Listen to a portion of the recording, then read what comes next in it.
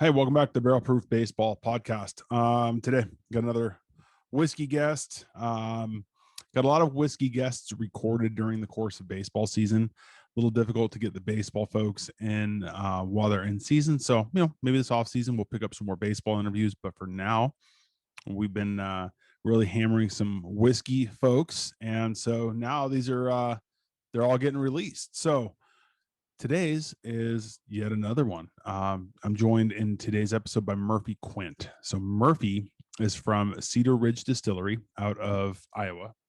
Um, so this is like the epitome of why I wanted to start doing this, because like there's a lot of really good whiskeys out there that some of us would never get an opportunity to try or really even hear of. Um, this is definitely one of them. So Cedar Ridge, they have a number of different offerings. One of which is just kind of their standard, their straight bourbon. Um, Again, age minimum 3 years, really tasty. Really nice for just kind of an everyday standard bourbon. I would put this up against any other kind of everyday bourbon from a number of craft distilleries that I think are working on like that upper edge of putting out a really nice product as kind of their everyday. Their next thing, Murphy was able to work with the guys from Slipknot. A lot of people obviously are familiar with Slipknot, very famous band. Those of you that are not, they're a heavy metal band that's they get after it. Those dudes go. And so they wanted to create their own whiskey, and they reached out to Murphy and the folks at Cedar Ridge. They wanted to have a big part in the making of the whiskey. They really didn't. They really wanted to not just put like Slipknot whiskey and sell it because of their name on the bottle. It's listed on the back of the bottle, but on the front there's nothing about Slipknot up here. It's about Iowa. It's got the corn. There's nothing on this that just is like, hey, buy this because it's affiliated with Slipknot. And this was named a couple of times like the number one celebrity whiskey of the year. And this was pleasantly surprising. This caught me off guard. Wasn't really sure what to think. I mean, Murphy didn't seem like the kind of guy that's going to put out a bad whiskey by any means. But I was definitely surprised because I've had some celebrity whiskeys that are forgettable, and that's not. If you had that, I think you'd enjoy it and think, okay, this is a really good whiskey, and not just a celebrity whiskey. However, for me, this is what sets them apart. Okay, sorry, my light's on. This is called the QuintEssential. Um, this is batch 5. This is incredible. It's a single malt.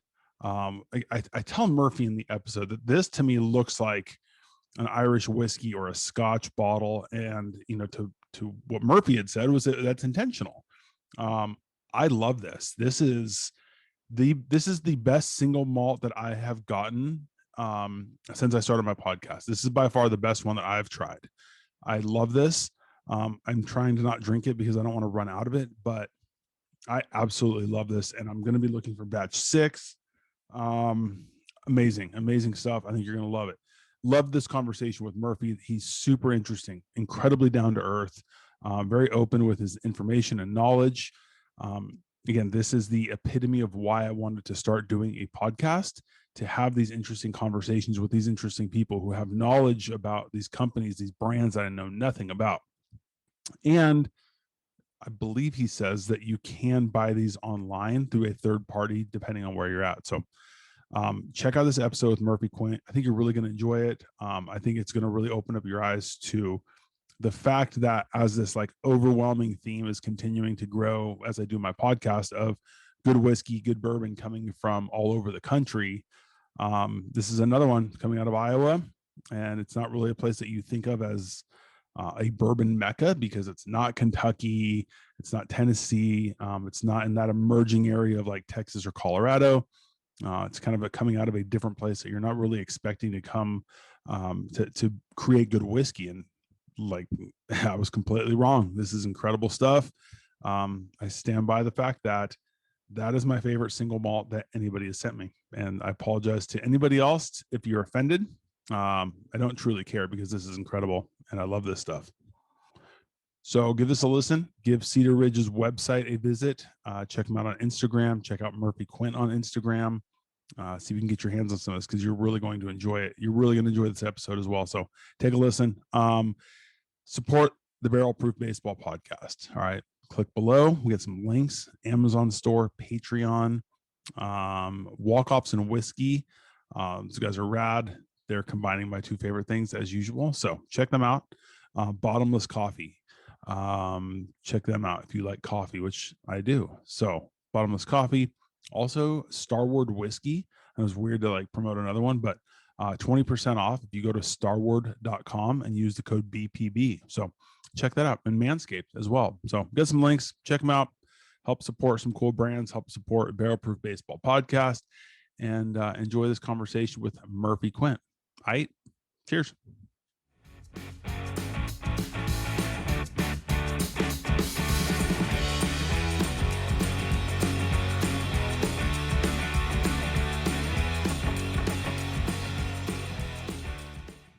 All right, I'm joined today by Murphy Quint from Cedar Ridge. Murphy, thank you so much for joining me today. So if you wouldn't mind, tell me a little bit about yourself and kind of how you got into whiskey and maybe something about you pre-whiskey. Yeah. First of all, thanks for having me on the podcast. You're very excited to be here with you. So like you said, my name is Murphy Quint. I'm the head distiller and director of operations here at Cedar Ridge Distillery. It's kind of been a long road to get to this point, that's for sure. So I started out in this industry when I was 16 years old. And that's because my parents actually started Cedar Ridge. So I obviously had a nice and easy foot in the door to get in the industry. But back then, I mean, it was very much just helping out on nights and weekends and earning a few bucks to put some gas in my tank. And, it wasn't like my calling at that point in time. But I kind of stuck with it and eventually really developed a passion for it. And once I finished up college, it was kind of time for me to go out on my own and find some independence. So I packed up a moving van and just kind of showed up in Denver, Colorado. And that's where I called Stranahan's Distillery basically every couple of weeks until they finally hired me. And I got in there. So Stranahan's Colorado Whiskey. And that's where I'd say I really, really fell in love with this stuff and decided that this is what I want to do pretty much forever. I fell in love with American single malt whiskey, which I know we'll get into in a second. So yeah, I really kind of found myself in my career there, and Stranahan's will always have a major spot in my heart. Just like, like baseball teams. I mean, you kind of move around, you have respect for them all, I'm sure. But the team that you're on is the one that you love in that point in time. So anyway, after a few years of working there, kind of worked my way up through brewing and mashing, fermentation, and eventually became packaging manager. It was time to head back to the state of Iowa. My wife and I wanted to start a family and be closer to our families in order to do it. And so I got back in at Cedar Ridge. I had a little detour in the world of sales and distribution, which is a ton of fun, but also a lot of work. And then eventually I got back in the world of production, which has always been kind of where I belong. So now, like I said, now I'm the head distiller. I have an awesome team here. I manage 9 people, all the way from our brewers, our head brewer, our winemaker. We make wine here as well. Vineyard manager, packaging manager, you name it. So we've got a pretty extensive operation out here. And to kind of quickly touch on Cedar Ridge, we've been in business since 2005. Like I said, my parents started the company back then. And I mean, we literally started out as a garage distillery. There was a little side garage off a business in downtown Cedar Rapids that we rented out to kind of get things started. And we have rapidly grown to the point now where we're on about 100-acre property with like 9 different buildings. And, we're producing 200 barrels a month at this point in time. So, I mean, it has really rapidly evolved and grown into something very special that we really love being a part of. So, yeah. Sorry, I muted myself for a sec. Jets flying over my head. No, I mean, I think that's really cool. And I think part of it is, you don't really think of Iowa in terms of a whiskey, a place where whiskey or good bourbon is going to come from. However, when there's so much corn produced in the state of Iowa, I mean, why is it not more popular? Like, you'd think it would be a place where people would really want to grow corn and get corn that's grown there and make their own whiskey there. No, I'm really glad you mentioned that, because that has a lot to do with why we're doing what we're doing here. Like you said, in the state of Iowa, we grow corn here. I mean, that's what we do. If No matter where you're at in Iowa, if you do a 360, you're probably going to see a cornfield somewhere. It's what we do. I think we grow more corn in Iowa than pretty much any country grows. Yeah, that's what we're all about here. And it was kind of confusing. You know what? Why isn't anyone producing bourbon with this beautiful Iowa corn? And that was kind of a light bulb moment for us at Cedar Ridge. Our original business plan was to be more of a winery, but once we kind of had that thought, like, hey, why are we bringing in all this bourbon when we have all the corn here? Let's make it. And so that like I said, was a light bulb moment, and that's where we really kind of took off. Iowans really embraced us doing that and have supported us the whole way, which has been awesome. And on the subject of Iowa, you mentioned not many people are making bourbon here, and it's not something that you normally think of, a distillery being in the middle of Iowa. But that's something that's very important to me, is to kind of get people to understand and appreciate Iowa. It's such a beautiful state here. It's an incredible state with incredible people, and it never seems to be at the top of anyone's list to travel here. And I think that's silly, because there's so much cool stuff to see here. There's so much to do, and so I have a lot of pride personally and having kind of a cool, hip and trendy business that kind of draws people in to see Iowa's beauty and gets people here. So that's something that means a lot to me personally. I think the whole like idea of the grain to glass is really cool as well. Like, you guys are growing stuff locally. I think it's just a, like, coming from a perspective of it not being just mass produced and putting out just tons and tons of this. I think you can focus on quality a little bit more than just trying to put out quantity. And I think that makes it really cool when you look at some craft distilleries, especially ones that are coming from areas that aren't normally, throwing out a whole bunch of whiskey like Iowa. Yeah, yeah, that's for sure. And no, we do have a lot of control over that process. All the way from the grain. We use a lot of our own family corn, but 100% Iowa grown corn. That's something that's very important to us. Obviously, that's kind of the whole business model. But yeah, we have a lot of control over that process, and we're not mass producing. We're producing a fair amount. Like I said, about 200 barrels per month is actually where we'll be at the end of July here. We're going through an expansion right now. So a nice amount, but it's not so much that, we're using continuous column stills and just, pushing buttons and turning levers and things are happening. Our people are actually producing it, and they're very good at their craft. So, what, not to get away from Cedar Ridge, I'm just curious from your perspective, since you had worked at Stranahan's, Yeah. you see like a big boom going on with like Colorado whiskeys. And there's some really good whiskey coming out of Colorado, and it's really cool to see it like getting into some other areas. But what do you see is maybe that reason of kind of that boom in Colorado? And is that something where you see could potentially get into Iowa, where there's more distilleries coming out, which just, again, makes the industry as a whole a little bit more lucrative for, states outside of Kentucky, Tennessee? Yeah. Yeah, that's a great question. And I'd say one thing there is that both Coloradoans and Iowans have just a ton of state pride. Iowa's like their favorite word. If my grandma hears someone on CNN talk about Iowa, like, she'll call me.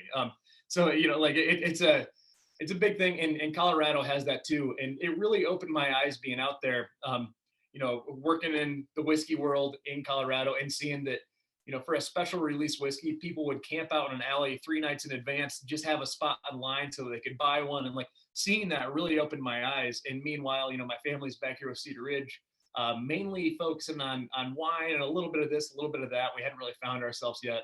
I remember just kind of talking with them and saying, guys, like, this whiskey thing in Colorado here is just insane. It's exploding. And Iowans are very similar. They want to show pride too. They want to take pride in products produced in their own state. So, let's consider that, and let's see what we can do if we can do something similar. And it has worked very similarly. We do have, the people of Iowa behind us and supporting us, and without them, we wouldn't even be here. That's for sure. Yeah, I think that's really cool. It's cool to see the expansion happening in other places as well. Kind of like seeing it get out, other than, anybody can go find something out of a big distillery from Kentucky. So it's always nice to branch out a little bit more. Yeah, and that's, I love Kentucky whiskey. I really do. But it is exciting to see it kind of open up to more of honestly, global scale, but even in the United States, like just kind of seeing what's happened. It all started in Kentucky, but now, I mean, you've got awesome single malts being produced, in the Pacific Northwest. You've got really good rye coming out of Pennsylvania. You got bourbons in Iowa, Texas. I mean, all over the place, and it's really cool to see this evolving whiskey landscape kind of unfold right before us. Yeah, I think that part's really cool. I think it's neat to see the just the like the expansion. I think is a lot of fun to kind of pay attention to. Now you guys are making wine as well, right? Yes, we do make wine. So we make about 20,000 gallons of wine each year. And that's something that we're not necessarily looking to expand as rapidly as our whiskey business. Our whiskey business is kind of our future, but the wines, what we're looking to do is make 20,000 gallons of the best wine that we can possibly make. And we've got an awesome winemaker, an awesome vineyard manager that are doing that for us. While they are technically under my direction, they are Cedar Ridge Winery. They know more about that stuff than I will ever know. But yes, we make about 20,000 gallons of wine every year.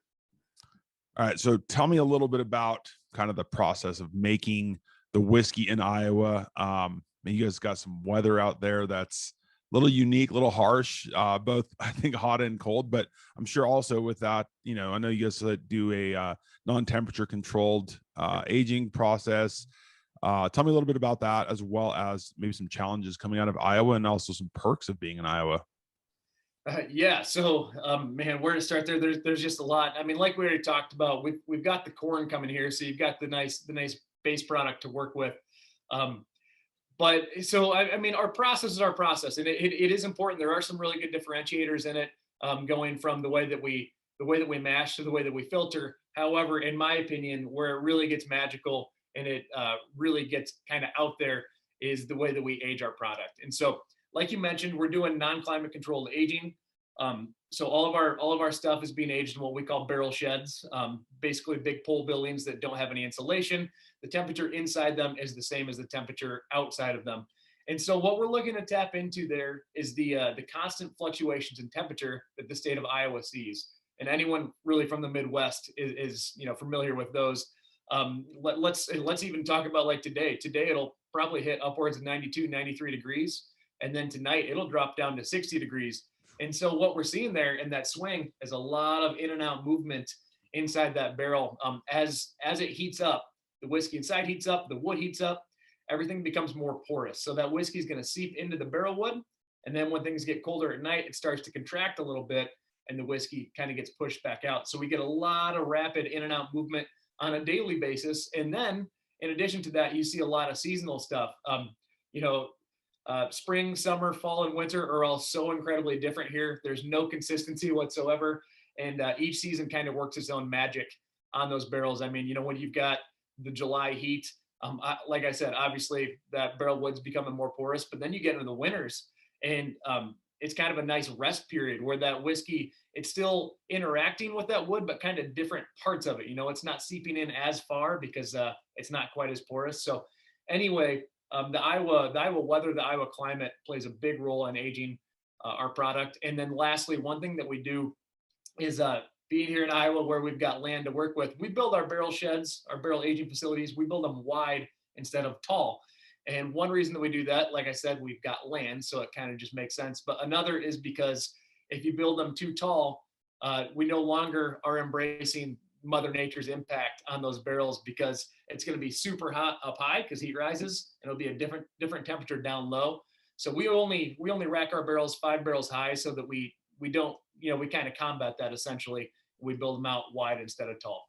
With the and obviously there are other areas that have that fluctuation, but for you guys like that it gets pretty extreme, both ways. Like you said, you're having a 30-degree swing even today. Is that something where if you were to try to age them for too long, there would be too much fluctuation and create more angel share that you guys are losing too much yield, or it would have too much of an impact on the flavor?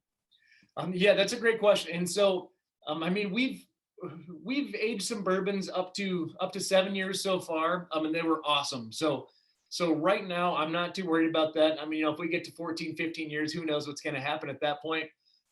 The angel share, however, is a different story. I mean, there are some concerns there because of that constant expansion and contraction, one, we're going to see a little bit more evaporation, and two, we're very, very prone to barrel leaks. I mean, if you're getting fast expansion and contraction, barrels are made of a bunch of different pieces of wood, and if gaps start happening in between them, you'll see a lot of leaks. So luckily, we've got a very good warehouse manager. At the beginning and end of every day, he kind of does a walkthrough of all of our aging facilities and make sure none of them are leaking, because I mean, one or two of them a day will be leaking. That's just how it goes here. So yeah, I'm not too concerned about them being over oaked or overaged or anything like that. But the angel share is a bit of a concern. Yeah, I have to imagine. I know, talking with some guys, they've compared their, from a craft perspective to, some of the big guys, and they're like, they're losing more every day than we're distilling in a year. Yeah. So it's like, when you put it in that perspective, it's crazy. You can't just afford to lose that much, of the spirit to either leaking or angel share before it gets into the bottle. Yeah, that's exactly right. And a lot of distilleries will go, they'll put pretty extensive measures in place to prevent that from happening. A lot of them put misters spraying humidity into the room, and that kind of makes it so that the air is going to pull less whiskey out of the barrels. So everyone's kind of got a different strategy here. And I'm not saying any of them are right or wrong. What we're going to do here, though, is we're going to continue to do it this way and embrace those temperature fluctuations, because it's such an important part of our process. Talk a little bit about, from a head distiller perspective. I mean, that's got to be incredibly fun. Like, how you're going through and you're making whiskey and you're tasting it and you're trying to, figure out what's gone right, what's gone wrong. What is that process like for you? Like, what is the day-to-day like for you? And then just overall, as a big picture in your role, what is that like? Yeah, great question. And first of all, I'll say, I do have a very cool gig, and a lot of people have asked me, can it get any cooler? And ironically, I've always said that the only thing I'd ever leave this position for is a front office job in baseball. So it seems like you and I are kind of on the same page there. But my day to day, I manage a whole operations team, like I said, all the way from whiskey production over to overseeing our wine operations. I'm also director of operations, so I'm constantly doing expansions and stuff like that. So it stays very busy. On the whiskey side of things, though, I really prioritize that part of the job. I make sure that each day, no matter what, I get at least an hour of working with the whiskey, and usually that's from 4 to 5 p.m. because a lot of my other my coworkers, my employees, they'll kind of start taking off for the day, and that frees up the production floor a little bit more for me to kind of get on there and work with some stuff. So what I usually do when I've got time to do some whiskey work, I'm always blending our bourbon for every new batch, and we'll get into that in a second here. Same with Slipknot. I always do those batches. I taste every single barrel to make sure that it's going to fit well in the batch, or that it's ready to be there. So that's one thing. But my passion really is in American single malt whiskey. And, I won't get too far ahead of ourselves, because we'll talk about the QuintEssential here in a second. But picking what goes into our Solera vats, basically laying out a bunch of different single malts across the floor and tasting through them and determining which ones would marry best together in our Solera vat. That's my absolute favorite thing to do. It's pretty time consuming though. So, it turns into a lot of nights and weekends to get that done. But that's kind of what my day-to-day looks like, is a lot of management, a lot of structuring things, a lot of, dealing with expansions, but then I always get at least 1 hour of whiskey working. Yeah, that's got to be an absolute blast. I mean, I have to imagine it's got to be so much fun. It's not just the, obviously tasting good whiskey is always fun, but just being able to build something and make something and see it going from, like you said, from the corn that's local to getting into a bottle and knowing the impact that you've had on that's got to be a blast. Oh, it is. It's a ton of fun. It really is. There's a lot of, there's a little bit of romance to it. The way that you described is perfect there. I will say, however, though, and I'm sure you can relate, anytime you've got a very cool job, it's also a very hard job, because so many people want it, right? So if you're not staying sharp and you're not doing a good job, there's a stack of resumes of people that want to replace you. So you got to stay sharp. And while it is very fun and awesome, it is by no means easy. That's for sure. Yeah, I think that's one thing that people can definitely kind of mix their thought process on a little bit. As fun as it is, it's like, everybody knows it's fun. Like everybody wants to, like everybody that's in whiskey wants to be in your position. You know, anybody in baseball wants to be, you know, managing a team or whatever. But Exactly. so, okay, before we go into these different bottles, I'm curious. I think I read that you're a Cubs fan. Is that right? Yeah, I hate to break. I'm a diehard Cubs fan. But I can take that. I can accept that. At least you're not a White Sox fan, because those are I mean, those are either old or just brand new, and I'm not in on that. But I'm good. Like, I can deal with I the can't get Cubs. on board with it either. I can't get on board with it either. But no, No, Cubs fan, you guys are your system's destroying us this year, so at least you have that going for you. like, yeah, I can deal with the Cubs. What would be your front office baseball job that you would want? Oh man. Well, I mean, I suppose I would ease in, you know, with some sort of a marketing position just to get in. Then obviously, fairly quickly work my way up to the director of baseball operations. I mean, it'd go pretty quick. Fair. Yeah. Yeah, go big. Yeah, you know, that's where we'd end up. But no, literally anything that makes it so that, you know, my daily job is walking into a baseball stadium. I just think that'd be beautiful. Like I'm getting at on my job though, I'm sure it's mainly hard. There's a lot of stress there, but you know, being able to walk into a distillery every day, there's something cool about you know, pulling up and seeing the grain bins and you know, heading over to production and kind of smelling the mash every morning. Like there's something very beautiful about that, and that I really enjoy. And I imagine it'd be very similar to, you know, walking to a baseball stadium and seeing the field be mowed and maintained and all that stuff. Something beautiful to it. Yeah, no doubt. There's a romance to it for sure. You can't say that there's not. I think anybody that says there's not is lying. Exactly. All right, so let's talk about this straight bourbon right here. It is like 8:15 in the morning, but I'm gonna definitely have to get a few tastes in. So tell me a little bit about this one here. Yeah, so that is our Cedar Ridge Iowa bourbon whiskey, our straight Iowa bourbon, and that's our flagship product. So like I was kind of talking about earlier, that's the one that we had the light bulb moment with. Hey, we're producing all this corn here in the state of Iowa. Why aren't we producing any bourbon? So this is the first whiskey we ever released, and it's gone very, very well for us. So the mash bill on it is 74% corn, 14 rye, 12% malted barley. So you know, slightly higher corn content, but actually a fairly high malted barley content for a bourbon mash bill. So it's a fairly approachable bourbon, and that's what we're going for. We make a few different bourbons, and I'll talk about that in a second. But on this one, our goal is to have a very approachable and inviting bourbon that could easily be consumed neat, but also makes the world's best old fashioned. So however you want to consume it. But yeah, it's all Iowa corn, and it's an all Iowa product, and that's what we're after. What does the higher malted barley content, what does that add to just the flavor profile, and then and how does that affect the higher corn content? Yeah, great question.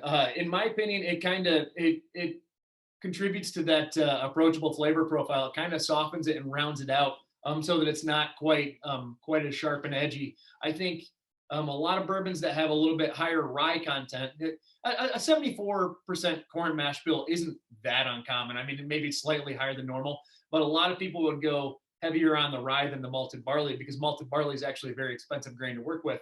And I think that kind of rounds it out. It adds a little bit of a doughiness to it in the flavor profile. And I mean, you can pick a lot of notes out that from that barley content that you'd get in something like a single malt, which we're going to try here in a second, and you'll pick up that doughy flavor profile. So anyway, it kind of rounds it out and just kind of takes the edge off of it, replaces what would normally be rye with something that's a little bit more delicate.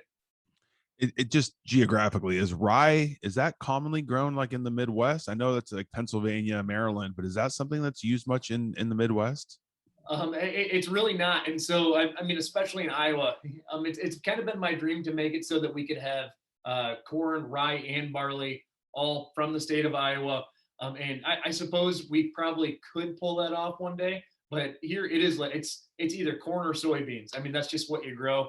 I know that if you get pretty far north, you can get into some other grains. And right now we actually source them from Canada. I had the pleasure of going up to Saskatchewan and actually meeting the farmers that grow specifically the rye, and going to the malting facility that malts our barley. So that was really exciting. But right now we just get the corn from the state of Iowa, and we source the other two grains from Canada. Yeah, that is really nice. I mean, it's really, like you said, it's very approachable. It's not going to go, doesn't crush you with proof. Um, Yeah. which I know is, I like some high proofs and some of them are really good. But there's also a time where it was just 43%. Is that right? Yep, that is 43%, 86. 86 proof. And on the note of proof, I mean, I will mention that we've tiered it up a little bit. I mean, so that's our Iowa bourbon, that's our flagship. It has a lot of pros to it, and the pros being that it's a very good whiskey. It's approachable, it's inviting, not overly aggressive. Can be mixed into cocktails, like I said, but it's also economical. I mean, it's going to retail for $35, so it's not going to break the bank compared to some others. But if you want to get into some higher proof stuff, I'll give a quick shout out to our bottled and bond. We always release this on 4th of July weekend, so we're getting ready to do that now. That's a 100 proof, and then we also do quite a bit of cask strength stuff. We'll do a lot of single barrel picks where a retailer or even a bar will come out and select a barrel. Those usually go out at cask strength, and then we do have a single barrel collection bourbon, which is basically the premium, the top of the line here.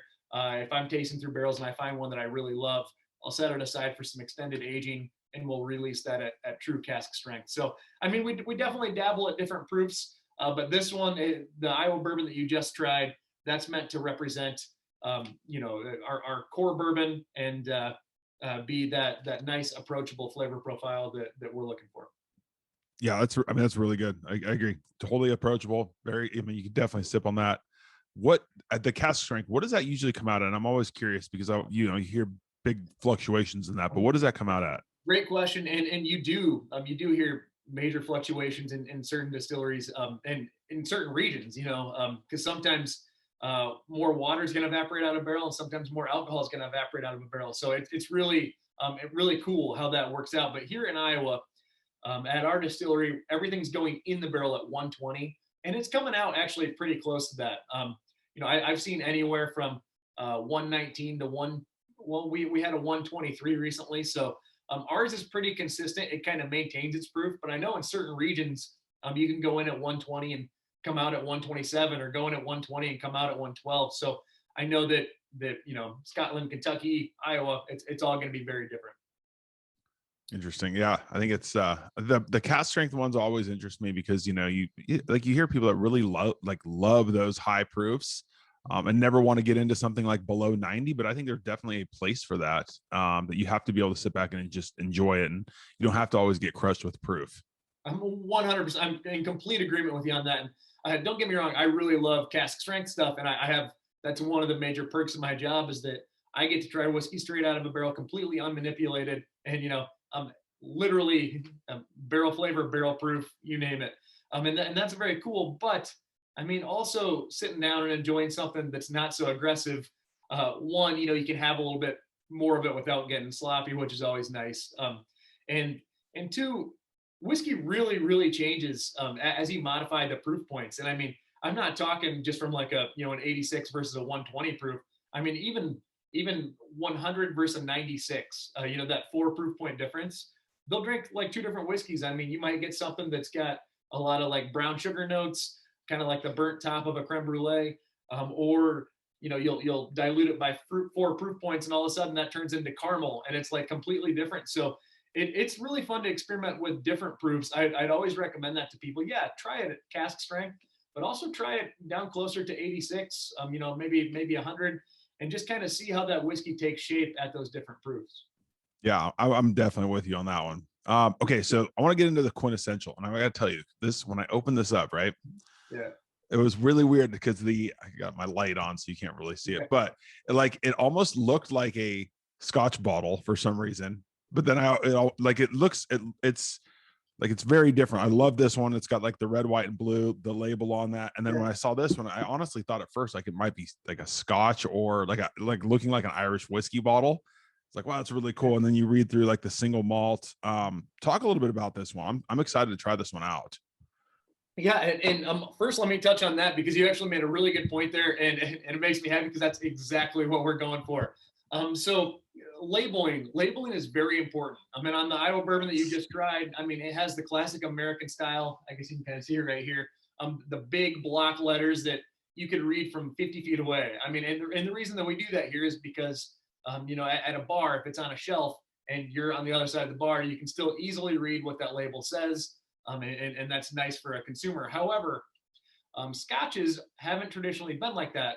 Scotches and Irish whiskeys, much smaller fonts, a little bit flowier, you know, more descriptive on the labeling as opposed to just having a few big letters.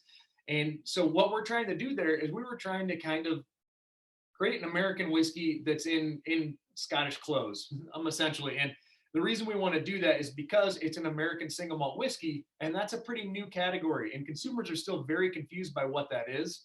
And it is essentially, I mean, some people would get mad if I describe it this way, so it's not exactly spot on, but American single malt whiskey is essentially America's version of Scotch. It's single malt, and it's going to be very similar to that. So in order to kind of get consumers to naturally understand that, we wanted to dress it up like one, so that it makes a little bit more sense and they know what to expect from it. So it is our single malt whiskey. You know, we'll get into the process behind it here in a second, but it is going to taste very similar to something that you'd pick up over in Scotland. Okay, so I think that's a great way to look at it, America's version of Scotch. Yeah. Is there, like, when you say single malt, and I agree, it is confusing, and I've had a couple that I really liked. Yeah. But like, what is single malt? Like, what does that mean exactly? Is there like a legal definition behind that? What exactly is that? Yeah, great question. And so, right now, there is not technically a legal definition. However, in like a couple weeks, there might be. The American Single Malt Whiskey Commission is actually working really hard to get this category officially established and to kind of give it meaning and have some rules and regulations put in place. And that commission was created probably like 8 years ago. You know, like Westland, Stranahan's, Balcones, Santa Fe Spirits, maybe Virginia Distillery Company. A handful of them got together and started this commission, and a bunch of us, including Cedar Ridge, have kind of gotten on board and help push that forward. So what they're trying to do is get the TTB to actually recognize it as an official category, and they're finally actually considering it as we speak. So it does seem like that's about to happen. So, you know, the official rules, and I don't have them in front of me, so hopefully I don't miss anything, but, you know, it's got to be distilled at a single distillery, 100% malted barley, and then it can go in new or used casks. That's kind of new for American whiskey because both bourbon and rye have to go in brand new barrels every single time, fresh char. American single malt does not. It can go in used barrels, which is my favorite thing, and I hope we talk about that in a second. And there's a few other smaller ones. Has to be produced in the United States of America, obviously. So very similar to Scotch setup, but yeah, 100% made in America, one distillery, 100% malted barley. When you say the use or new, is it always like from a bourbon barrel, like another whiskey, or can it be from you know, like a wine, you know, almost like a finishing, or like, how does that get quantified? Great question. So in general, American single malt whiskey can do any of those things. I mean, you can take it off the still and put it in literally any cask you want. How we do it, I'll dive into that real quick. It's my favorite process we do. It's not the most efficient way to make a whiskey, but it is probably the most artistic and complex from a process standpoint. What we do is we right off the still, we dilute it down to barrel entry proof, which is 120, and we throw in our ex-bourbon barrels. So, I mean, we'll bottle bourbon, we'll have freshly emptied casks, and we'll fill them back up with our single malt. We'll let those age for, on average, 2.5 to 3 years. And from then, we will actually transfer them into unique finishing casks. So they'll go from the ex-bourbon to a number of different barrels. Ex-red wine, ex-white wine, ex-port, ex-brandy, ex-rum, sherry cask. We have a ton of sherry cask finished single malt around here. And then also some unique oaks. We work with some French oak, Hungarian oak, obviously American. So what we try to do there is create a bunch of different single barrels of single malt in these unique finishing casks. And we let those finish out for another 2 to 3 years. So now you're at about 5 to 6 years of total age time. And that's when we actually lay those barrels out across the floor. I taste through them, figure out which ones marry best together. And then we add them to our Solera vat to kind of prep them for bottling. So quick recap, because I know it's a lot. Starts out in ex-bourbon barrels, gets transferred to a unique finishing cask of some sort. And from there goes into our Solera vat. to be married to other single malts, and then we bottle it halfway down, fill it back up, bottle it halfway down, fill it back up. So that tank never runs out. The mother batch is always somewhat present. It's always evolving and gaining complexity. So that's what we're going for. So, okay, so the malted barley is the big ingredient on this one. 100% malted barley. Yep. So that's the go-to. Okay. Yep. So the nose, I haven't tasted this yet, but the nose on this is incredible. Like it's like almost peated. Absolutely. Which batch is that on your bottle? Yep, batch 5. I'm batch 5. So yes. So like I said, it's always going to evolve a little bit. Because I'm always adding different barrels into the Solera vat and then bottle it halfway down, then I fill it back up. Since those barrels are always different, each batch is going to be slightly different. Now, I'm not looking to shock the system. I don't want batch 4 to be a world different than batch 5. I want nice, easy transitions. However, batch 5 to batch 20, they'll probably be quite different. So it will evolve over time. Batch 5 in general, though, there's a bit more peat in there than in previous batches. And I forgot to mention that in the process, some of the barrels will have a little bit of peat in them. I never want it to be a smoke show, just pure peat. I'm always looking for that to be more of a background character, kind of finishes out.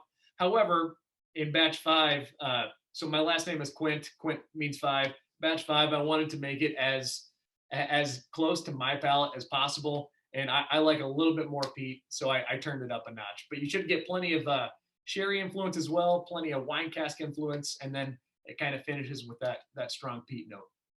Yeah, I mean, like you said, your name is on this thing, man. Like you want this to be something that is, very close to what you really enjoy. Now, are you personally like? Do you like Islay scotches? Is that a scotch that you go to, like where you enjoy that peat? I love Islay scotches. I actually love pretty much everything from Scotland. No matter what region it's from. But yeah, I really do enjoy peat. I don't even know when that started or where it came from, because I definitely wasn't always that way. But now these days, it's like the more peat I can get in there, the better. So I'm definitely in a phase on that front right now. Yeah, I like it. So I haven't got into scotches. And I don't know if it was like I didn't like rye either, and I love rye now. But I think like the first rye that I had, I just thought it was not very good. I think I tried scotch a little younger than I probably should have. And now, I get to 40 and it's like, oh, it's pretty good. It's a little classier. Absolutely. So I'm in on it. So like when you get that little hint of the, of that peat, like a little smokiness, without it being overwhelming, like that's really nice. Thank you. Yeah. And that's, like I said, I'm never looking for it to be overwhelming, although batch 5 does have a little bit more peat influence than the previous batches. I'm always looking for it to be kind of a supporting character as opposed to the main show. But I'd say another key element to this quintessential is the sherry cask. And that's another thing that, and like you kind of alluded to, I'm really making these to my palate. This is something that I work really hard on, and it's my absolute favorite product that we make. And so it does end up being a little bit more towards my palate. And I love peat and I love sherry. And so it's always going to have a nice amount of those in them, as well as some ex-red wine and port influence. Those are kind of the ones that I like to focus on. I think what's really nice about it, it's got that subtle fruit. It's not overwhelming with like a red fruit, but it's definitely in there. And like you said, you've got that hint of the peat. Like it hits kind of both, like with that subtle peat.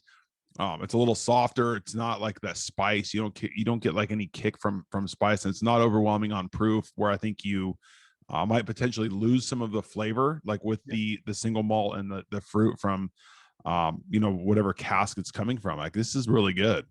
Hey, thank you. I really appreciate that. What's the price point on this one? So $59.99. Yep, $59.99. I mean, I think for a single malt, I could probably be all over that one. It's great stuff. And it's it's kind of making its way around. As you can see, I mean, you're on batch 5. Ironically, we're actually bottling batch 6 right now. So we're only 6 batches into this. It's still fairly new. With that being said, it's getting some pretty good recognition. It's won a few gold medals and some really good ratings. And right now, I mean, it's in Iowa, Illinois, Minnesota, Missouri, Nebraska, mainly kind of the surrounding states of Iowa. However, Texas and California, I know have just started taking some. So, and then it's also got a nice online presence. So it's really, considering how new of a product it is for us, it's got legs to it. It's developing pretty quickly for us. Yeah, I can see that. I mean, I get why. I mean, this stuff's delicious. Is this a category just overall that you think will become more prevalent for more distilleries, or is this something that's like just as a single malt? Is it something that you think is a little bit more like individualized, where maybe it doesn't fit everybody's particular palate, and so people are like, you want this to represent you and your taste, and other people probably come from the same perspective. Like, is that something you see taking off, or is it still going to be a little bit more on the maybe the craft side where it becomes more sought after by people who really enjoy that? Great question. I actually have really, really strong feelings on this one. I think the American single malt whiskey is going to be an enormous category. I mean, don't get me wrong. Our native whiskey here is bourbon. That's kind of, and I know rye has a very long history here as well. However, the reason why I believe that American single malt whiskey is really going to take off, excuse me, is because um, over the last 20 years, we've gone from a handful of distilleries outside of Kentucky, like 5, and now there's like 3,000. I mean, there's been this insane boom in the number of distilleries that have popped up over the last decade or so. And one thing that a lot of us are producing is American single malt whiskey. So yeah, right now it is mainly on the craft side, but you got to keep in mind those distilleries are going to grow. I mean, we're Cedar Ridge is kind of becoming one of the bigger distilleries, and we've only been around for 16, 17 years. And same with a lot of the other crafts that have kind of established themselves at this point. And so, in addition to that, the Kentucky distilleries that have been around for 100, 200 years, their heads down on bourbon. And why wouldn't they be? They make such great product. But they're kind of focused over here, and a lot of these newer distilleries are going this route to hit this American single malt. There's a lot more. There's less of a cap on what they can accomplish, I suppose. Those shelves aren't really blacked up yet by the distilleries that have been around in America for so long. They're focused on bourbon, and so it leaves single malt wide open. So I really do think that it's going to continue to boom here. I mean, I don't know if it's ever going to replace bourbon, nor would I say I even want it to. But I think that it's going to really continue to grow, and I think that it could honestly, single malt in particular, could kind of emulate the wine industry. Where specifically for single malt, not necessarily the other whiskeys. You can kind of start getting whiskeys, single malts from different regions where they have different influences based on where they're coming from. I think that'll take a long time to develop, but I think that could happen over time with single malt. It's a great point. Like you're not, you can't take over bourbon. Like bourbon's not going away. Bourbon's here, man. Yeah. But like you start to see now, I think the popularity of like the cask strengths, or now everybody's coming out with all the different finishes, like specific finishes, whether it's a port or sherry or tequila, like random finishes that are coming out right now. And I feel like this is kind of more of a like authentic whiskey, more or less up there with like a bourbon or a rye. Like you said, it's coming from pure like malted barley. I mean, it's a really cool category, and it's super tasty. Yeah. And one thing you mentioned there, the finishes, that's another reason why the single malt category is so special to me in particular as a whiskey producer. Barley is a very delicate and shapeable grain. You can really you can really manipulate it however you want to, and the fact that you can use these finishing casks and use casks in general from the very beginning allows a distiller or a whiskey producer, whatever, a blender, to really shape it to their own liking. I mean, even if 3 years into being an ex bourbon cask, if I feel like it's missing a certain note or whatever, I can decide, what, I think a sherry cask would actually really round this one out nicely. Or maybe let's go a different route. A brandy, let's give it some more fruit forward notes and put it in an ex apple brandy cask. So you can really, really shape the single malt a little bit easier than you can with bourbon or rye. And don't get me wrong, there's some really, really good finishes happening in the world of bourbon and rye right now too. Because that barley grain is so delicate and shapeable, you have a little bit more control over how it's going to end up. You can kind of aim, if you will, years in advance. I can decide, how I want something to taste, and I can usually get it there in the world of single malt. Whereas bourbon and rye, there's just a little bit more like, let's put it away. Let's just put it away and see what happens. This might be a stupid question, but is there if you're, let's say like with a single malt, you're aging it in an ex bourbon barrel, and you want to, like you said, the apple brandy or a port, sherry, what have you, how is there a trial and error to that of like, hey, let's put some of this in a, sherry barrel or what have you to try this out and see if, like you said, it rounds out nicely with this, or it would be better with this one. Like, what's that trial and error process like with the single malt? Yeah, so anything on that front is always kind of hard in the world of whiskey, right? Because um, like a controlled experiment, it takes so much time. Like if I put something in a barrel that I've never worked with for the first time, it's very hard to decide if we want to fill one barrel up or 50 barrels up. Because you can't have to do one or the other, right? Because if you do one, then it's a small scale experiment. If it goes wrong, you don't really lose much. But then if it's good, you almost have none to sell. I mean, you're not really gonna turn any profits. If you put 50 away, well, now you've got something that is slightly scalable. You can distribute it. You've got enough whiskey to actually create something. But if it goes bad, if it doesn't end up being what you think it's going to be, now you've got 50 barrels of inventory that is really not great. And there's so much cost in that quantity. So it's always really, really difficult to do that. However, with single malt, I feel a little bit more comfortable with it personally because I've got a lot more experience in that world just because of my background. And you can also, it's a little bit easier to marry them together. Like even if we do a little bit of an experiment and say I've got a bunch of ex brandy cask single malt and it's just a little flat, it's just not really what I was hoping it would be. Well, I can find something that's really bold, like a first fill sherry cask, and maybe marry those two together and kind of get them to help each other shine.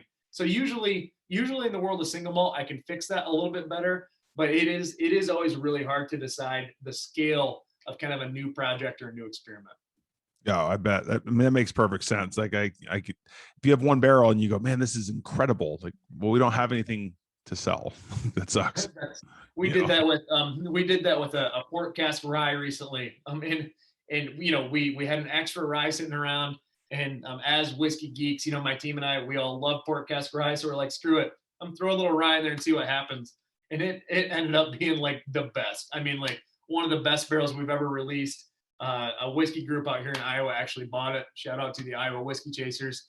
And we've had so many people ask for more of it, but it's like, okay, so yeah, we'll finally do it. We'll put some away, but now we got to wait a couple of years. It's like we don't have anything to fill that gap. So a one barrel experiment is almost never a great idea, just because if it ends up being amazing, it'd at least be nice to have like one a year that you can release. So you kind of got to do one every year as opposed to one now and just see what happens. Yeah, that makes perfect sense. Now, are the QuintEssential, are they always coming out at 92 proof? Yes, great question. So the QuintEssential, the current offering of it right now is going to come out at 92 proof. That's what it will always be. However, we're getting ready to eventually release two other versions. One is going to be a single barrel or a single cask release, and that's going to be a cool process because, like I said, we've got all these unique single malts sitting around. Someone could come out here and say, hey, I want to try single malt finished in pear brandy casks, or I want to try single malt finished in rum casks. So they can really, really get creative with it, and we'll have a cool single barrel program on that front. And that'll be the proof. The buyer can actually decide what they want that proof to be. And then lastly, not this year, but next year, we'll release, it's not going to be called a distiller's edition. We don't know what we're going to call it yet, but more of the production team kind of creates something very cool and very limited and allocated in that single malt category and releases it once a year. So we will have those three versions, but the one that we're trying today, the standard QuintEssential, is 92 proof. Yeah, it's awesome. I love it. I think it's really good stuff. That's really good. I really like that. Okay. Now I want to talk about the number 9. Now this is interesting to me because a couple of things. I know that you start seeing people, bands, celebrities coming out with their own whiskeys and things like that. And but this one was actually named whiskey, like, was it celebrity whiskey of the year a couple of times? Yeah. So there's actually two different Slipknot whiskeys that we have, and we'll get into that. But we've got the number 9 small batch, which you have there, and then there's the number 9 reserve. And I believe it was the number 9 reserve that has won Fred Minnick's Celebrity Whiskey of the Year the last 2 years running. So yeah, it's getting some good recognition on that front. That's for sure. And that's a good guy to have behind you. Fred Minnick likes it. I mean, that's, he pulls It some doesn't weight. it doesn't hurt. A nice quick quote from Fred Minnick will go a long way. That's for sure. Yeah, it's definitely that'll get you some bottles, bottles sold. All right, I want to hear. Okay, so first and foremost, like, were you a Slipknot fan before you met them and worked with them? And then what was that process like, getting with Slipknot? Like, did you approach them? Did they approach you? Like, how did that go? Yeah, so good questions there. And I would say on the subject of being a Slipknot fan, I myself would say yes, but Slipknot fans are so hardcore, it's hard to even compare myself to them. I work with a number of people that are like just diehard Slipknot fans, like John, our head brewer, Mike, our first shift brewer. And so like I'm nowhere near those guys, or I at least wasn't. So I would say yes, but just not at their level. And now, obviously, I'm a huge Slipknot fan. I've had the pleasure of being backstage at a few of their concerts, and the music is amazing, but the show they put on is just incredible. So yes, I was a fan, but I've become a much bigger fan as I've gotten to know them. And I've heard from an entertainment value, like, that there's not very many, like, overall just shows that are better than a Slipknot show. I mean, there's nothing like it. I mean, they bring out the works, and I've talked to them before and after a show. I mean, after a show, they are dead. I mean, they leave it all on that stage. Clown Sean, who's the head of the band. I mean, he's torn muscles, he's broken bones. I mean, on stage just from going so hard. Those guys are incredibly hardcore, but a ton of fun to watch them. And yeah, so getting started with the project. I mean, they actually did reach out to us. Their band manager Bob shot us kind of a cold call email. We weren't expecting it, and mentioned that Slipknot's thinking about getting in the world of whiskey and would be curious if we wanted to sit down with them. And obviously, one thing led to another, and we were very excited about the opportunity, because I mean, Slipknot, not only are they a globally famous band, but they're from the state of Iowa, and so we're very excited about the opportunity to partner up with them. And I think it says a lot about who they are as people and as a band. I mean, Slipknot could have called. They could have called Buffalo Trace or any distillery in the country. No doubt. Would have been happy to work with them.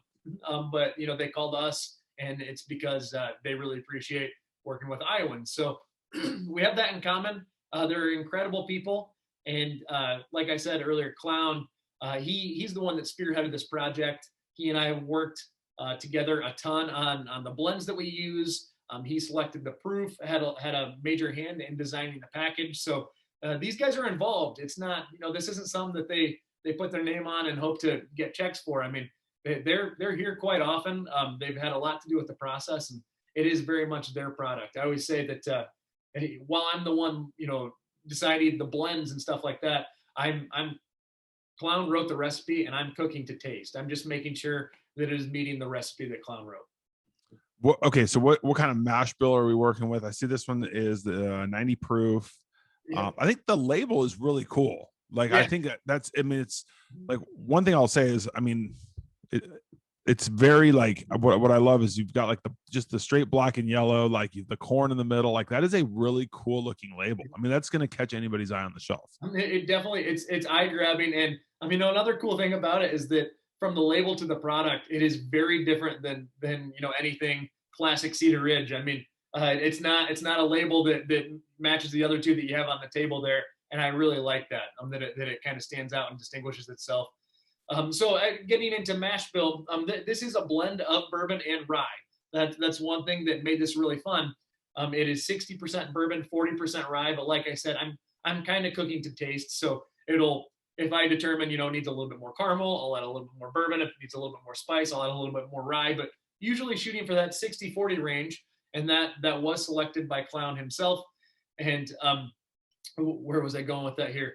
So it was a major challenge for us to to create a whiskey that matched Slipknot's style and presence. Cedar Ridge, our whiskeys are a little bit more approachable and inviting. Slipknot's a very bold band. I mean, like I said, watching them on stage, those guys get after it. So we couldn't just release our normal whiskey in their packaging.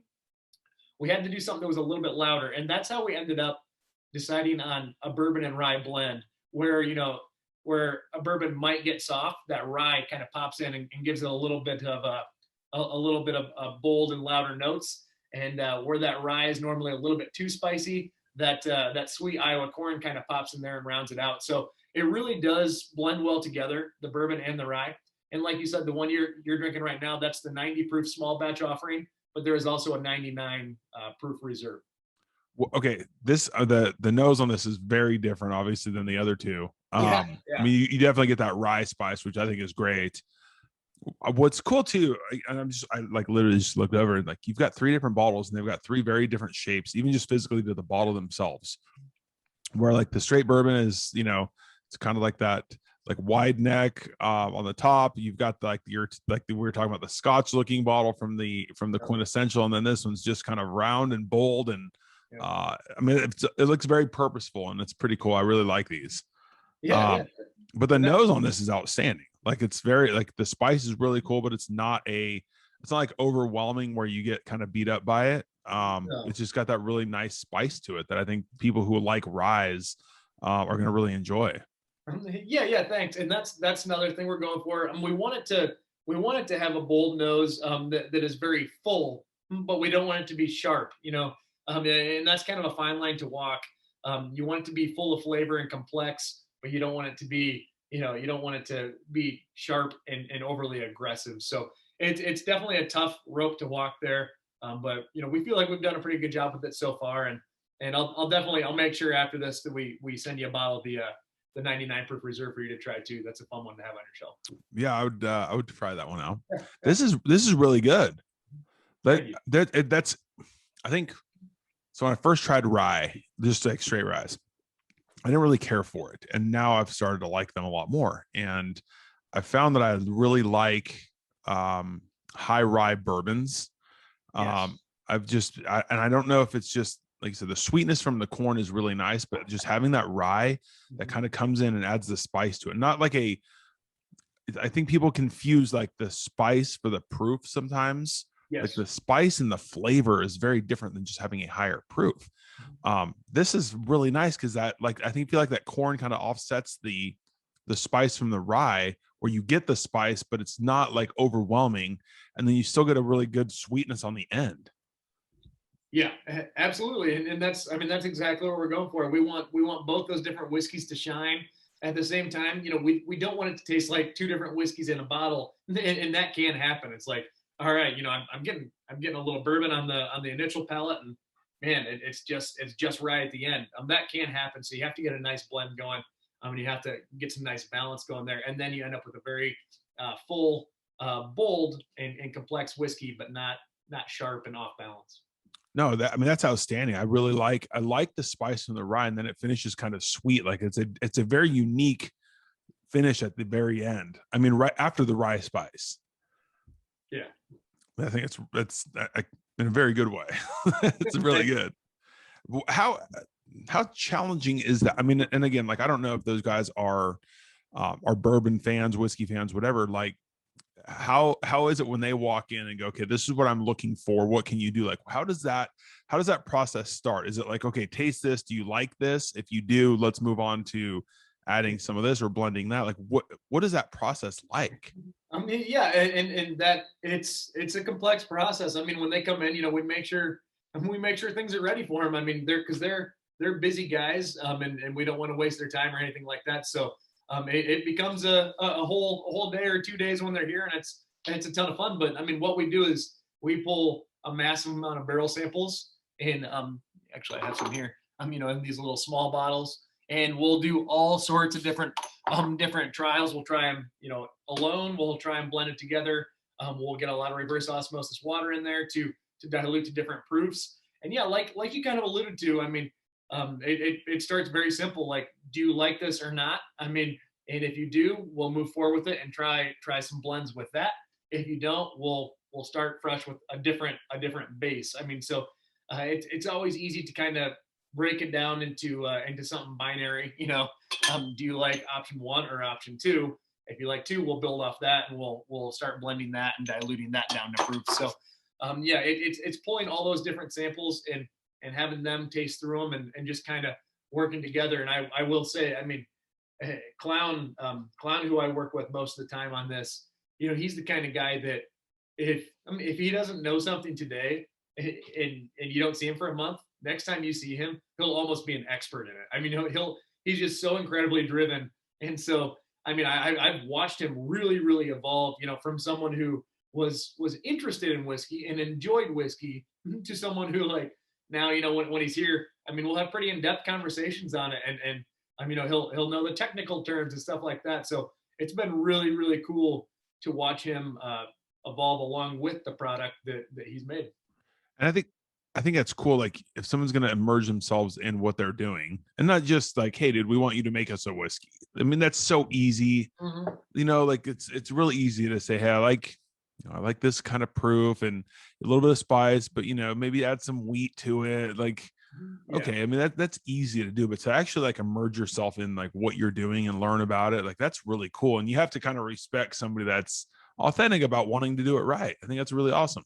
Yeah, and that's, I mean, he's very adamant that this isn't something that okay, we'll release it. It's got Slipknot on it, and and it'll sell because we have a brand already, and people will support our brand. I mean, he's not that kind of guy. I mean, anything he puts his name on, he wants it to be of quality. He wants to have control over it. And if something's happening that he's not enjoying or not liking, he will tell you. I mean, he'll correct it. So I have a ton of respect for him in the way that he does that. Like you were kind of saying, any celebrity could easily just use their name to release something and profit off of it. And that's just not the way that he rolls. And I think what's cool too is you don't have like the front of the package that has, Slipknot across the front, like, because then it comes out as just being kind of a cheesy, like gimmicky, Slipknot whiskey, like this is actually, I mean, somebody's going to look at this and pick it up, and you have to turn it around and see and read the back of the label to realize it's Slipknot associated. Yep, and he was also very adamant about that. So one of the first things he told us, I think before we even tried any of the whiskey, was, yes, it's associated with Slipknot because that's who we are, but at the same time, I want this to be something that can be appreciated not just by Slipknot fans, but by whiskey fans. People like you and I who geek out about this world of whiskey. We can have this product and enjoy it. It's not, it's not geared towards just Slipknot fans. It's the world of whiskey that we're after. And I think a Slipknot fan would love to have this, but I also, because again, like if my favorite baseball player had a whiskey, I'd go buy it because it's my favorite baseball player's whiskey. Exactly. Yep. But at the same time, like you also want it to be somebody that just likes whiskey. That's going to go, hey, this is good. It's a good spirit, man. I want to drink this. Yeah. All right. So tell me future things. Is there anything in the works that you would like to share in terms of, upcoming releases? Anything? I know you were saying you were bottling something right now. Is there anything else you would like to share about anything upcoming? Yeah, I mean, nothing too crazy. Just keep on board and up to date on the QuintEssential here. I mean, each new batch that comes out is getting better and better and getting a lot of recognition. So batch 6 is getting bottled today. It'll be out on the market soon. I already talked about our bottled and bond, which is actually becoming it is a 4th of July release every year, but it's kind of becoming an allocated bottle that people hunt. So if you see one of those, make sure to get your hands on it. And then lastly, our single barrel collection of bourbon, which, like I said earlier, that's one where if I find a barrel that I really love, I set it aside for extended aging and release it at true cask strength. That one to me is our top of the line as far as bourbons go. So keep your eye out for that as well. And we do have some fun stuff down the road in the future. I mean, I mentioned that we'll do kind of a unique single malt. I don't know if I'm even supposed to, but I'll say that we are going to do a double oaked bourbon here to be released later this year. I think this is the first time I've ever even mentioned that, but I don't even know the release date. But we're going to do a double oak bourbon just because We've had so many people request that from us, and that kind of delicate, approachable bourbon that we put out, having that oak twice and exposed to two different chars, two different barrels, I think that could do some fun stuff. So yeah, Are we've got some unique ones down the road. you a fan of the double oak stuff personally? I've had goods and bads. Yeah. No, I would say yes, but I mean it is totally possible to over oak and overchar whiskey. And what happens when you do that is you mask a lot of the other really good flavor profiles in a whiskey.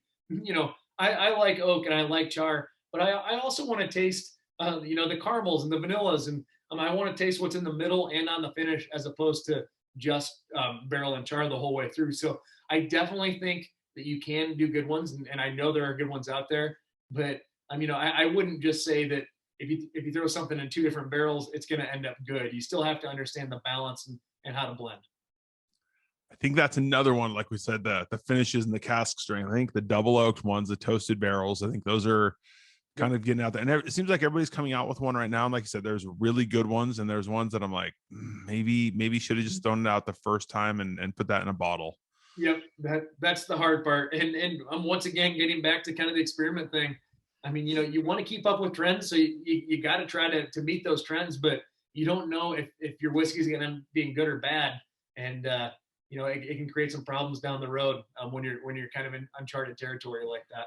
Luckily, I have, just because this is such a popular category right now, these double oaks, I have been tasting this one along the way, and I am pretty pleased by it. But I've also been trying it at cask strength, and like we talked about earlier, when you modify the proof and you get things down to whatever they're going to be bottled at, those flavor profiles can really change. So we'll see how it shapes up, but I am pretty excited about it personally.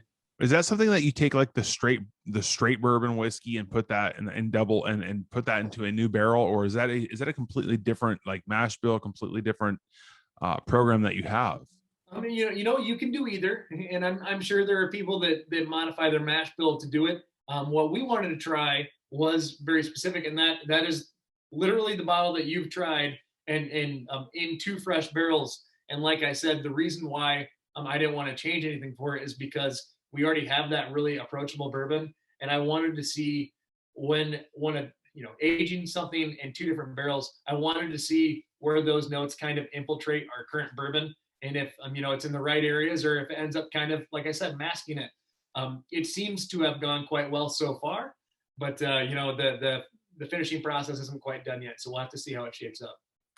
What's distribution like for you guys? I mean, I know you mentioned like some of the surrounding states. Are you guys available online? Like people that are not close to Iowa or the Midwest, is there a way for them to get their hands on some of your bottles? Yeah, so thanks for asking that. And you can purchase our bottles off of our website. We work with a third party to ship them to you. It's illegal for us to ship straight from the distillery, but we can get you linked up with a third party real easily to ship. And then as far as actual distribution, physically having our bottles on shelves, our key states is obviously Iowa, and any state that touches Iowa. We're trying to establish ourselves in the Midwest. We believe that our whiskey has kind of a Midwestern style and flavor profile to it that would be enjoyed by Midwesterners. So that's really what we're going for, and that's where we're putting sales reps and actually getting distribution to. But I will say we absolutely do have some product out in Texas, California, a little bit in Florida. So it is pretty spotty, but we're really trying to hammer that Midwest and make sure that anyone outside of the Midwest that wants it can also access it from our website. So that's what we're doing right now. I think that's huge, man, because I think there's, and I fully agree. Like, you have to hit that market of where you're at. I mean, it's a unique product that you have in terms of being in Iowa. And I think that's a great area to be in and those surrounding states. But, like, this is good whiskey, and you want people in other areas to have access to it. So there's a lot of places that there's just no access. Like, you have to hope you're traveling. And I know that the guys I work with that travel around have been able to find some craft distilleries that are, while they're out on their travels, that they can't find when they're in, Arizona or California. So that part's really nice. So it's cool that you can buy it online. Yeah, exactly. And so the online thing helps a lot, because then, like, we used to try to distribute all over the place. And it became very inefficient, and it's hard, the economics get very difficult. Like, if we want to sell in Louisiana, Well, to have a rep out there is a lot, and then to not have a rep out there means we have to travel back and forth constantly, and you just can't really get the wheels turning as a smaller business. I mean, it takes a lot in order to do that. So online really helps, and I mean, we're really trying to own the Midwest because kind of like you were getting at, what we use to describe is we always say, we have to win the home games before we can win the away games, and before people in Nevada, know about our product, we have to establish ourselves here. I mean, we have to make sure everyone 100%. in the Midwest knows who we are, for anyone in a different region to know who we are. So that's what we're trying to do. We're trying to win those home games before we start tackling the away games. Yeah, that makes total sense. I'm with you there. Social media, where can people find you guys on social media? What's the best way to get in contact with you or check out what you guys are releasing? I mean, yeah, we're on all modes of social media. So, we're usually just Cedar Ridge on Twitter, or on Instagram rather. I know we're Cedar Ridge, Iowa. So definitely check us out there. I run my own little page, Murphy.Quint, that's entirely Cedar Ridge production stuff, just kind of some behind the scenes stuff.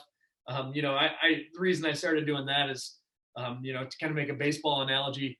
I don't always just want to see a picture of my favorite baseball players on the field. I kind of want to see what they're doing in the clubhouse, or what they're doing, with No each other doubt. outside of the baseball world. And so I kind of started my own little page to have some of that stuff. So check that out. And definitely check out our website, Cedar Ridge. CedarRidgeWhiskey.com. You can order the product there. You can learn a little bit more about us. And the most important thing you can do is just get here. Please come to Iowa in general and check it out. It's a beautiful state. And while you're here, swing out to Cedar Ridge. We've got a ton going on out here. A really good restaurant, tasting bar, a good tour program. So come check us out. That was my last question. You guys are doing tours and everything? Like, you guys have people coming in and checking out the distillery and, like you said, restaurant and everything? Yep. So we're fully back open, post COVID here. So you can book tours and everything. And that's a huge part of our business. We get over 100,000 visitors here a year. So we try to make sure that we get all of them on a tour to come see, not only how we're distilling and stuff, but mainly how we're aging our product and the impacts that have on it. So that really helps, help build the brand, and so people can come out and try our wood-fired pizzas, but also come see how we're making the whiskey, and it kind of ties everything together. That's awesome. Now,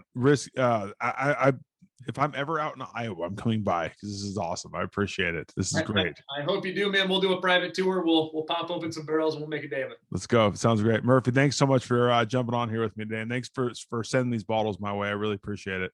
Hey, thanks for having me on. Good chat with you. All right. Take care.